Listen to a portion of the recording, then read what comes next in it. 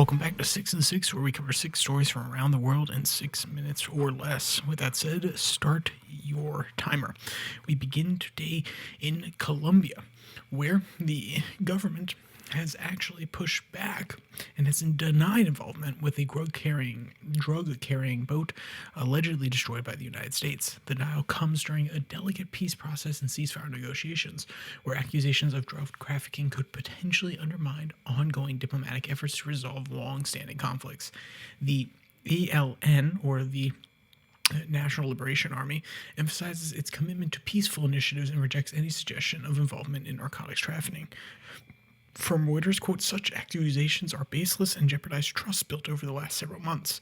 There has been a concerted effort to align our objectives with peaceful initiatives and to divert from activities that have historically led to distrust and conflict. Next, we travel across the Atlantic to the Ivory Coast, where a small town previously devastated by ethnic violence during the 2010 presidential election, the communities are beginning to heal through strategic inter-ethnic marriages. The Gurui and the Dailu, sorry if I'm mispronouncing your tribe's name, groups who experienced significant conflict resulting in over 3,000 deaths are now using marriage as a powerful reconciliation tool. Community leaders support these unions as a practical approach to bridging deep-rooted ethnic divides and creating a unified, peaceful future. From Reuters, quote, it was not easy to convince some family members initially. Some still remember the old grudges. But little by little, perspectives have been changing. As people understand that these unions are critical for peace and stability, we can't change the past, but we can decide what kind of future we want. Adama Kalubi, a Dailua who married a Juri woman. Next, we travel back across the Atlantic to Canada, where Canada's annual inflation rate rose to 2.4% in September, driven by increases in food, gasoline, and housing prices. The rise was expected due to ongoing global supply chain disruptions and international market pressures. The Bank of Canada is closely monitoring economic indicators and maintaining steady interest rates while considering potential future monetary policy adjustments.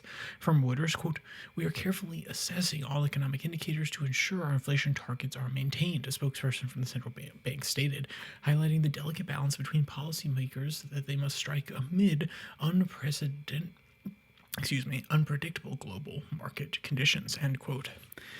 Next, we travel to Taiwan, where the Deputy Foreign Minister Douglas Hsu highlighted China's strategic focus on territorial expansion rather than addressing internal economic challenges. This approach is perceived as a strategic threat to regional stability, potentially prompting increased international scrutiny of China's geopolitical ambitions. Taiwan's perspective underscores the ongoing tensions surrounding its democratic governance and China's territorial claims. From Reuters, quote, China's actions and rhetoric have increasingly raised concerns among its neighbors in the international community. Our analysis suggests that while facing numerous internal challenges, China continues to exhibit behavior that prioritizes expansion and projection of power over addressing domestic economic difficulties, end quote.